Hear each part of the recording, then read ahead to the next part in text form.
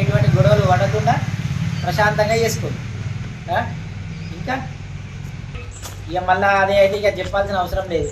ఇక సేమ్ అట్లనే అదే విధంగా కోఆపరేట్ చేయరు. ఎందుకంటే మొన్ననే కేసులు అయినాయి, 4 బాక్సులు పెట్టినందుకు అయినాయి. అది ఎంత పెద్దవి అనేది సెకండరీ, కౌంట్ ఈజ్ ఇంపార్టెంట్.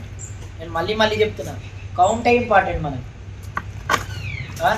ఇక ఈ శుభ పరిణామం ఏంటంటే ఒకటే ఊరు మొత్తం ఒకటి కాబట్టి అంత పెద్ద గొడవలు ఉంటాయి.